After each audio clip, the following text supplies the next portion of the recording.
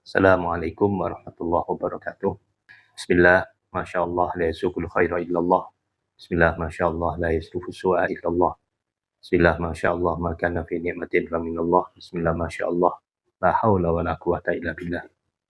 Allahumma salli ala nuril anwar wa sirril asrar wa tiriyatil aghyar. Iftahi babil yasar Sayyidina Muhammadin Mukhtar wa ala alihi wa sahbihi adada ni'amillahi wa iftali. Salatan taftahu lana biha abwaba ridha wa taysir wa tughliqu biha anna abwaba syarri wa ta'sir wa takunna biha waliya wa nasir anta maulana fa ni'mal maula wa ni'man nasir.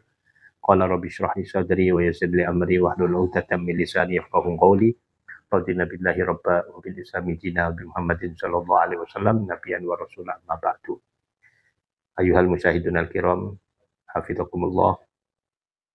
Pada kesempatan yang penuh dengan keberkahan ini, kita memasuki bab baru, yaitu mengenai tentang bid'ah.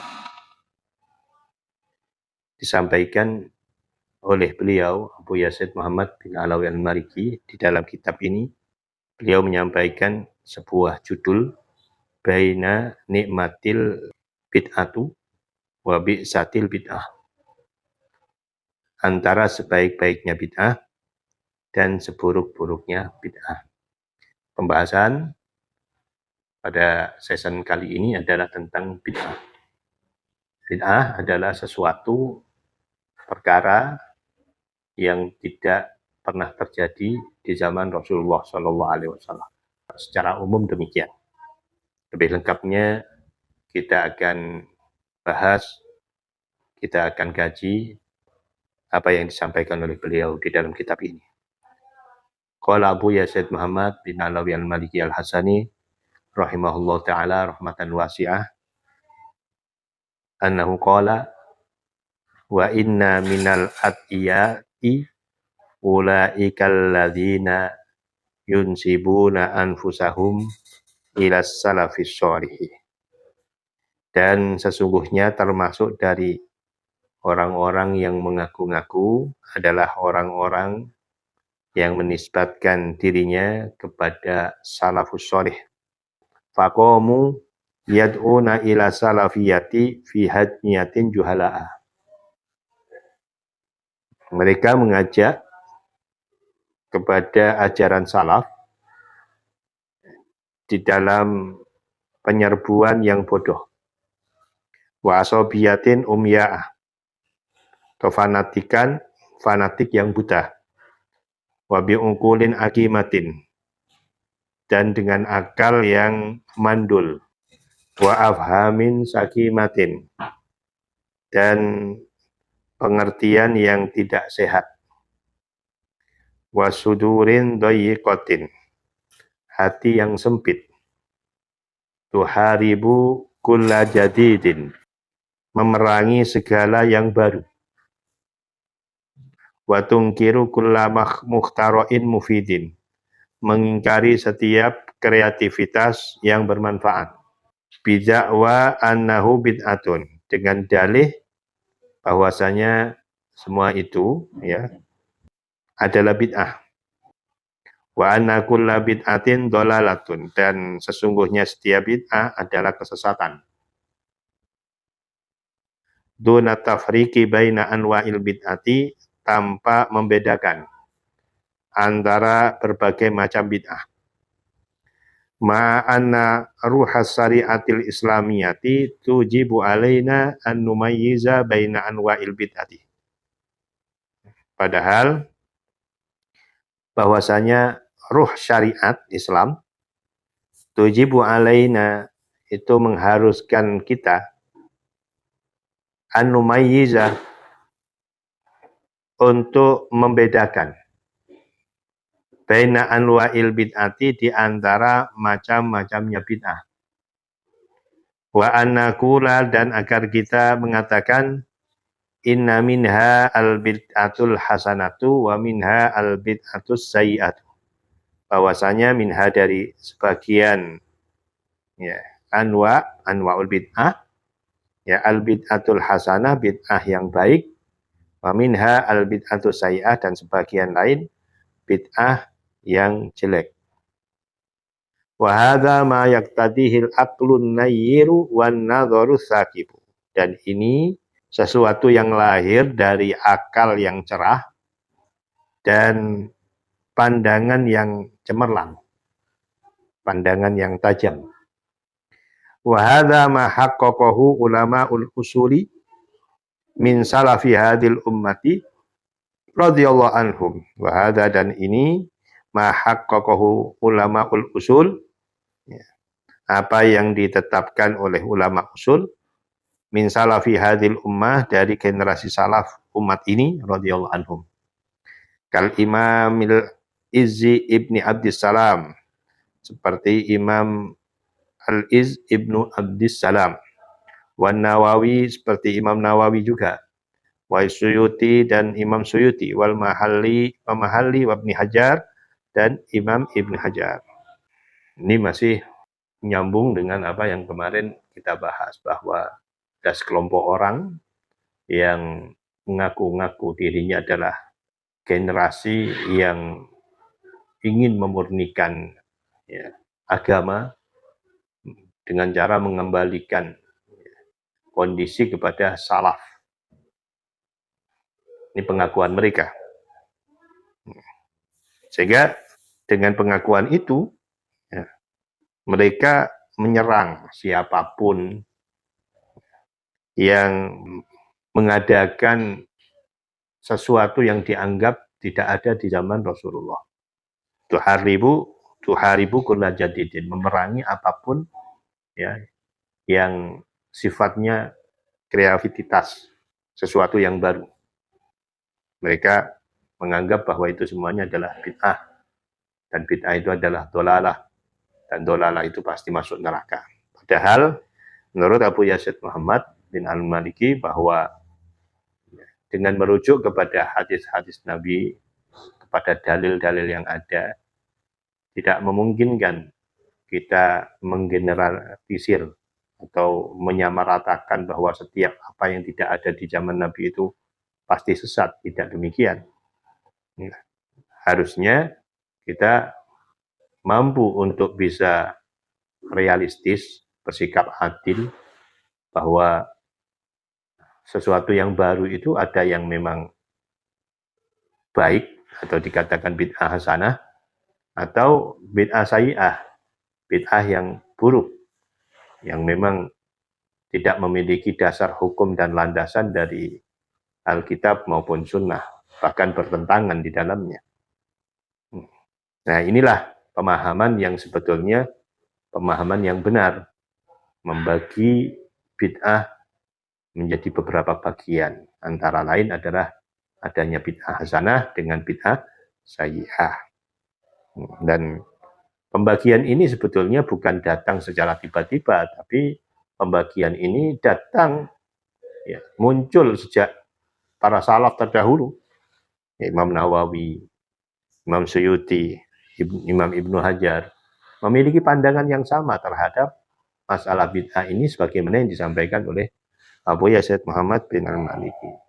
Jadi istilah bid'ah hasanah, bid'ah sayyi'ah bukan muncul pada era sekarang, muncul secara tiba-tiba, tapi ini juga bagian daripada apa yang disampaikan oleh para imam salaf kita, seperti Imam Iz'ab bin Abdil Bar, Imam Nawawi, dan seterusnya. Maka secara lengkapnya Abu Yah menyampaikan, wal ahaditsun nabawiyatu yufasiru ba'duha ba'don. Ya, hadis-hadis Nabi, keberadaannya saling mentafsiri, wa yukamilu ba'duha ba'don, saling menyempurnakan antara satu dengan yang lain. Wala budda minan nadhari ilaiha nadhratan wahidatan mutakamilatan. Dan mau tidak mau kita harus memandang minan nadhari, wajib untuk memandang ilaiha terhadap hadis-hadis tersebut, nadhratan dengan pemahaman wahidatan yang satu, pemahaman yang satu, pandangan yang satu, mutakamilatan yang komprehensif, yang sempurna, yang luas. Wala budda min tafsiriha biruhi syariah, Dan harus juga ditafsiri hadis-hadis itu dengan ruh syariat. Wa mafhumiha, dan pemahaman ruh syariat. Al-muttafaq alaih, yang telah disepakati baina ahli nadhari, di antara para ahli ilmu. Jadi hadis kondisinya itu antara satu dengan yang lain itu saling melengkapi. Jadi kita tidak memungkinkan untuk menjustifikasi satu hadis ya hanya dengan satu hadis itu sendiri, tapi harus dikaitkan atau dicarikan jawaban untuk menyempurnakan dengan hadis-hadis yang lain. Mutakamilah, ba'duha ala ba'd, saling melengkapi. Hadis kondisinya memang demikian, saling mentafsiri antara satu dengan yang lain. Maka daripada itu, secara spesifik, Abuya mengatakan, walidha najidu kathiran minal ahadithis syarifati tahtaju fi tafsiriha ila aklin akilin wa fikrin thakibin wa fahmin laikin wa qalbin daikin. Karena itu, ya, najidu, kita menemukan kathiran, banyak, minal ahadithis syarifati, dari hadis-hadis yang mulia, ya, tahtaju, itu membutuhkan, fi tafsiriha, dalam mentafsirinya, ila aklin akilin, terhadap akalnya orang yang bijaksana, wa fikrin thakibin, dan pemikiran yang tajam, wa fahmin laikin, dan pemahaman yang patut, wa qalbin dhaikin, dan hati yang peka. Yastamidu min bahri syariatil ghurra, bersumber dari lautan syariat yang bagus. Wa yurai ahwalal ummati wa hajatiha, menjaga berbagai perilaku umat dan kebutuhannya. Wa yusayiruha fi hududil qawaidi syar'iyati, dan menyelaraskannya fi hududil qawaidi syar'iyati, di dalam batasan-batasan kaidah syariat, wa nususil qur'aniyah, dan nas-nas Quran, wa nabawiyah, dan nas-nas kenabian, allati, yang la yajuzul khuruju anha, tidak boleh keluar darinya. Jadi hadis kondisinya memang saling melengkapi, ya, antara satu hadis dengan hadis yang lain. Dan itulah membutuhkan ruh syariah, membutuhkan akal yang tajam, kepekaan yang tinggi di dalam mentafsirinya. Dan ini hebatnya Abu Yazid Muhammad bin Mariki di dalam mentafsiri hadis atau di dalam saling melengkapi hadis, itu tidak boleh keluar dari nas-nas Al-Quran, dan juga tidak boleh keluar dari nas-nas hadis Nabi Muhammad SAW. Intinya tetap berada di dalam koridor syariat. Wa min amthilati dzalika hadzal hadis kullu bid'atin dhalalah fala budda minal qauli innal murada bidzalika al bid'atus sayyi'atu allati la tadkhulu tahta asli syar'i. Dan bagian dari contoh-contoh hal tersebut, ya, hadzal hadisu, ya, hadis ini, kullu bid'atin dhalalah. Ini salah satu contohnya yang membutuhkan pentafsiran dari hadis yang lain. Ya, kullu bid'atin dhalalah. Ya, fala budda minal qaul, maka harus dikatakan innal murada, bahwasanya yang dimaksud bidzalika dengan hal tersebut, al bid'atus sayyi'atu, adalah bid'ah yang sayyi'ah, yang jelek, allati la tadkhulu, yang tidak masuk tahta aslin syar'iyyin, ya, dalil syariah. Jadi yang dinamakan bid'ah dhalalah menurut Abu Yazid Muhammad bin Mariki adalah sesuatu yang memang tidak ada di zaman Nabi dan bertentangan dengan syariat, yang bertentangan dengan ruh syariat. Makanya kullu bid'atin dhalalah, dikatakan bid'ah di sini adalah bid'ah sayyi'ah, bid'ah yang jelek. Wa hadza ta'yidu waridun fi ghairi hadzal hadis. Ya. Dan batasan ini waridun juga ada fi ghairi hadzal hadis, di selain hadis ini. Tidak hanya hadis kullu bid'atin dhalalah, tapi ada ragam-ragam hadis yang hampir mirip dengan kondisi hadis kullu bid'atin dhalalah. Kahadisi, seperti hadis la sholata li jaril masjidi illa fil masjid. Hadis Nabi yang dikatakan la sholata, tidak ada sholat li jaril masjidi, bagi tetangganya masjid, illa fil masjidi, kecuali di dalam masjid. Ya, fahadal hadisu ma'annahu yufidul hasra fi nafyi sholati jaril masjidi. Hadis ini meskipun memberikan pengertian tentang batasan fi nafyi sholati jaril masjid, di dalam meniadakan sholatnya tetangganya masjid, illa anna umumatal ahadisi, illa anna umumatil ahadisi tufidu takyidahu. Akan tetapi bahwasanya keumumannya, keuniversalannya berbagai hadis itu memberikan pengikat bi alla sholata kamilatan, bahwasanya tidak ada sholat yang dinilai sempurna, ma'awurudil khilafi fil mas'alati bainal ulama, beserta masih adanya perbedaan ya, fil mas'alati, dalam permasalahan, bainal ulama, di antara para ulama.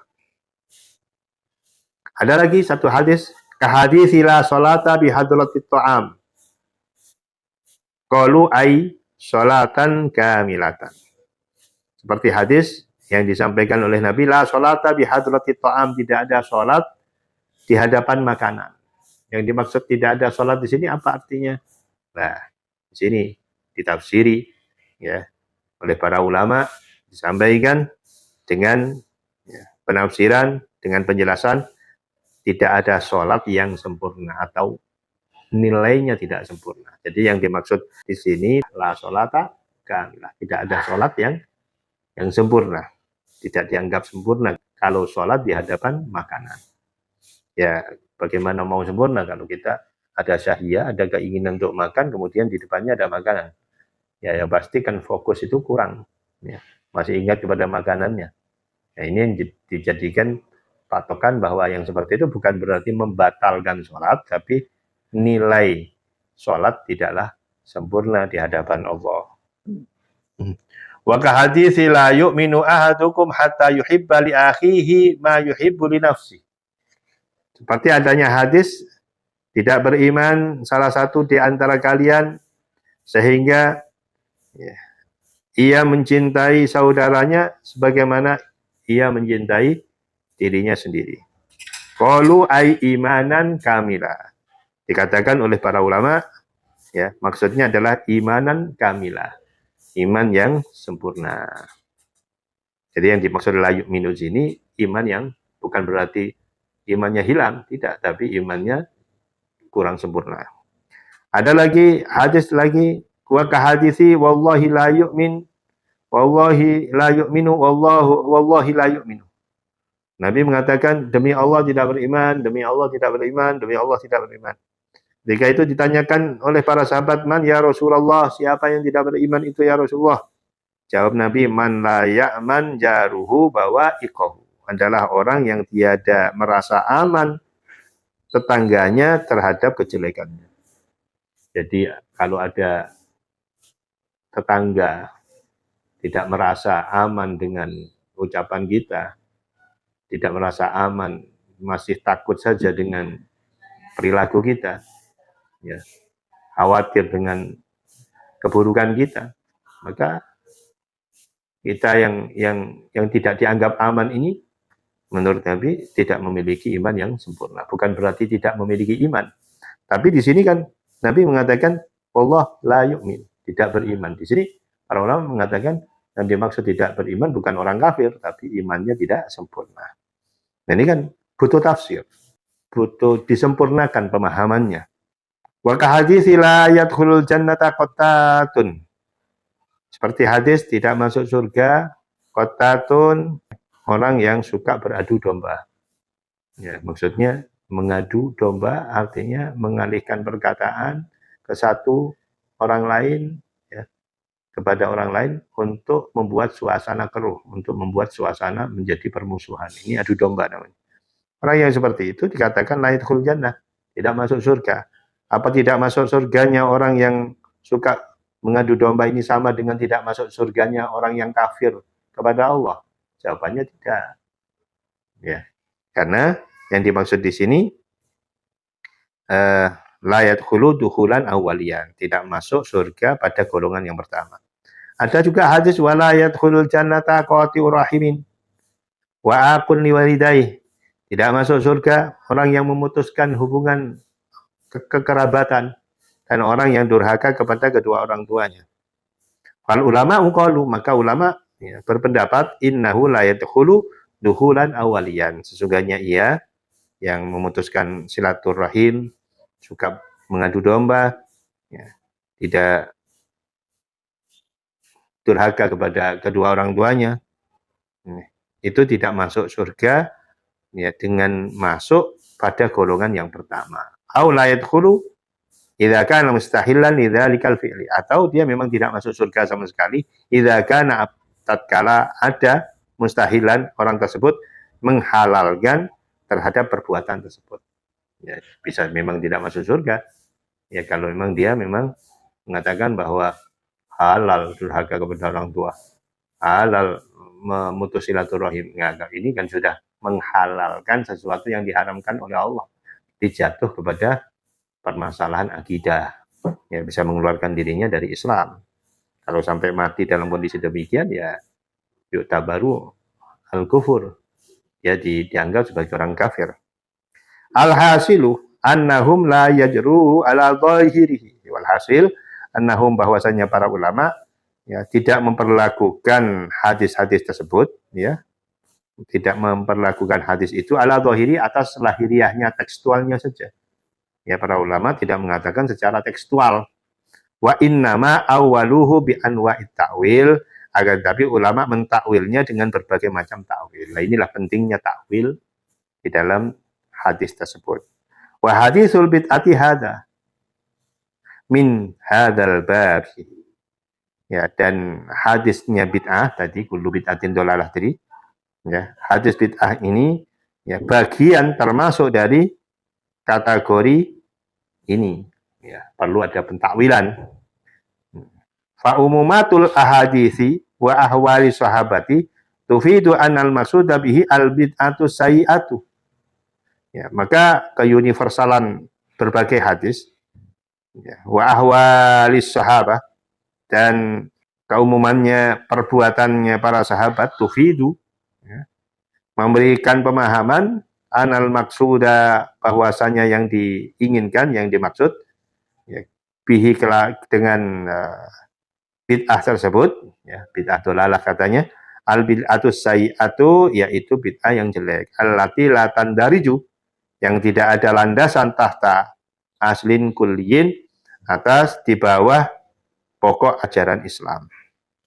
Jadi kalaupun perbuatan yang tidak ada di zaman Nabi itu bertentangan dengan syariat Islam, tidak ada sambungannya, ya tidak ada kolerasinya, ya maka itu yang dikatakan bid'ah dhalalah. Tapi kalaupun ada kolerasinya, dianggap baik oleh para ulama dan itu ada dalilnya, maka di situ diperbolehkan. Salah satu contohnya seperti tahlil misalnya. Tahlil bagaimana tradisi-tradisi yang berjalan di Indonesia, di Nusantara, ya tahlilan, ya orang kumpul-kumpul tahlil. Ya memang di zaman Rasulullah bisa jadi ada yang menganggap itu tidak ada dalil yang sahih, kalaupun ada yang mengatakan demikian. Tapi kalau memang dirinci, ya perkumpulan orang-orang baik itu ada dalilnya dari Nabi Muhammad SAW bahwa, dan di situ mereka sama-sama membaca zikir kepada Allah. Ya, dalam riwayat hadis qudsi yang artinya disampaikan, bila mana ada hambaku menyebut aku dalam satu perkumpulan, maka aku akan menyebut mereka dalam satu perkumpulanku. Apabila mereka menyebut aku dengan cara sendirian, maka akan aku ingat dengan cara yang sendirian. Ini kan juga memberikan satu dalil bahwa membaca kalimat thayyibah baik secara bersama maupun sendirian itu ada syariatnya, ada landasan hukumnya. Ya, begitu juga yang dibaca apa? Suratul Baqarah, ya kan, Qul huwallahu ahad, Qul a'udzu binnas. Semuanya kalau dirinci ada dalilnya. Kemudian mau makan, ada makan bersama, ya itu juga ada dalilnya. Okay. Ahabut ta'am ilallahi kathratul aidi, sebaik-baiknya makanan menurut Kanjeng Nabi, ya Nabi mengatakan sebaik-baiknya makanan ya dalam pandangan Allah adalah yang banyak tangannya, artinya makan bersama. Nah ini kan juga ada dalilnya seperti itu. Terus kemudian pembagian berkat, misalnya pembagian berkat di sini. Pembagian berkat ya kan pemberian makanan. It'amut ta'am, banyak dalilnya. Dalam kitabnya Abu Yazid Muhammad yang Maliki, Kanzul Ummah Istina il Ma'ruf il Ummah, di situ banyak dalil-dalil yang menyatakan manfaat daripada sedekah. Sedekah yang terbaik adalah it'amul ja'i, berikan makanan kepada orang yang lapar. Nah, jadi inilah yang diperlukan oleh umat Islam, tidak sekedar menghujam, tidak hanya sekedar membabi buta, mengatakan bahwa ini nggak boleh, haram, ini bid'ah, ini syirik. Ya, kita harus menggunakan akal dalam menempatkan satu kondisi dan keadaan. Jangan hanya melihat satu permasalahan dari masalah itu sendiri, harus dikaitkan dengan masalah-masalah yang lain, termasuk dalam hadis Nabi yang seperti ini. Wafil hadisi, dan dalam satu hadis, man sanna sunnatan hasanah. Ya, barang siapa yang membuat tradisi baik, membuat tradisi baik, artinya ini bukan amalia yang ada dalam zaman Nabi, sana ya, membuat sesuatu yang baru, ya, tapi baik, karena lahu ya, ajruha wa ajruman amila biha, maka baginya adalah pahala dan pahalanya orang yang mengamalkannya, yang melakukannya ila yaumil qiyamah, sampai hari kiamat. Jadi kalau kita melakukan sesuatu yang baik, kemudian ditiru oleh orang lain, ya kendati pun kita sudah meninggal atau kita tidak melakukannya lagi, tapi itu masih diteruskan oleh orang lain, maka inilah yang dinamakan ya, perbuatan yang mengalir pahalanya sampai hari kiamat. Ya begitu juga ketika ada orang melakukan perbuatan buruk, mengada-ngada sesuatu yang buruk, ya, maka terus kemudian dilakukan oleh orang lain, ya kendati pun dia sudah meninggal dan dia tidak melakukan lagi, tetap dia akan mendapatkan dosa daripada keburukan yang diciptakannya itu. Wa fil hadisi alaikum bisunnati wa sunnatil khulafair rasyidin. Dalam satu hadis sampaikan juga, berpegang teguhlah kalian bisunnati, dengan sunnahku, ya, wa sunnatil khulafair rasyidin, dan jejaknya para khulafa ar-rasyidin yang mendapatkan petunjuk dari Allah Subhanahu wa taala. Ya, jejaknya Nabi dikatakan sunnah. Jejaknya para sahabat ya juga dikatakan secara letterlek katakan sunnah. Jadi sifatnya umum. Wa yaqulu Umar radhiyallahu anhu fi salati tarawih, dan Sayyidina Umar ya berkata berkenaan dengan masalah salat tarawih. Dia mengatakan nikmatul bid'atu hadhihi, sebaik-baiknya bid'ah adalah ajaran ini. Ya, salat tarawih yang ketika di zaman Nabi hanya cukup dilakukan 4 atau 5 kali ya malam, setelah itu tidak ada lagi karena Kanjeng Nabi takut hal ini diwajibkan dan sehingga nanti akan yusakil di hadhil ummah, memberatkan umat ini, maka Kanjeng Nabi tidak melakukannya secara berjamaah. Tapi seiring dengan bergantinya generasi, muncullah apa yang diidekan oleh sahabat Nabi, ya, oleh Umar, untuk menggalang kembali suasana indah zaman dulu yang pernah dilakukan oleh Nabi di awal-awal Ramadan, itu digiatkan kembali. Nah, ketika para kaum muslimin memadati Masjidil Haram, Masjid Nabawi dengan sholat-sholat tarawih serentak seperti itu, maka dengan bangganya, dengan senangnya, dengan sukacitanya, Sayyidina Umar mengatakan ni'matil bid'ati hadhihi. Ya, inilah sebaik-baiknya bid'ah. Ya, kata-kata bid'ah itu di zaman Nabi tidak ada, tapi dianggap baik. Ya, maka dari sini bisa ditafsiri atau bisa diambil satu kesimpulan bahwa Kalau sahabat saja sudah mengatakan ini baik, sementara tadi disampaikan oleh Nabi, kita harus mengikuti jejak para sahabat, Khulafa ar-Rasyidin.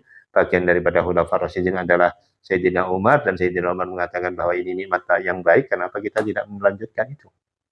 Ya, kenapa kita tidak melanjutkan hal itu? Maka apa yang dikatakan oleh para pengaku-pengaku penerus salaf itu tadi batal secara hukum, secara nas, itu dibatalkan. Sehingga apa yang disampaikan itu tidak ada relevansinya, tidak ada dasar hukumnya. Sehingga yang seperti ini tidak perlu kita mengikuti jejak-jejak para pengaku-pengaku tersebut. Dengan demikian kita sudah tercerahkan oleh Abu Yazid Muhammad bin Maliki terkait dengan masalah bid'ah begitu. Ya, jadi ulasannya adalah kata kalimat kullu bid'atin dolalah ini memerlukan penafsiran, ya, sebagaimana hadis-hadis yang tadi memerlukan penafsiran. La sholata bihadratit ta'am itu perlu ada penafsiran juga. Kemudian la yu'minu ahadukum perlu ada penafsiran juga. Ya, bid'ah pun juga sedemikian. Ya, bid'ah, masalah bid'ah ya juga ada penafsiran, dan ini lebih kompleks, lebih jelas lagi, karena yang mengatakan adanya bid'ah itu ada yang baik itu justru salah satu daripada Khulafaur Rasyidin, yang tidak lain adalah Sayyidina Umar. Sayyidina Umar pun mengakui ada bid'ah hasanah. Kenapa generasi setelahnya itu mengingkarinya? Padahal beliau adalah bagian daripada Khulafaur Rasyidun yang dikatakan oleh Nabi, alaikum bisunnati wa sunnatil khulafair rasyidin. Kita harus mengikuti Sayyidina Umar. Mengikuti Sayyidina Umar karena ini perintah dari Rasulullah SAW. Mengikuti khulafair rasyidun adalah bagian daripada perintah Rasulullah. Nah, sahabat, ya, salah satu Sayyidina Umar memiliki kreativitas, memiliki pandangan bahwa tarawih memang tidak ada zaman Nabi. Tapi ini bid'ah yang baik.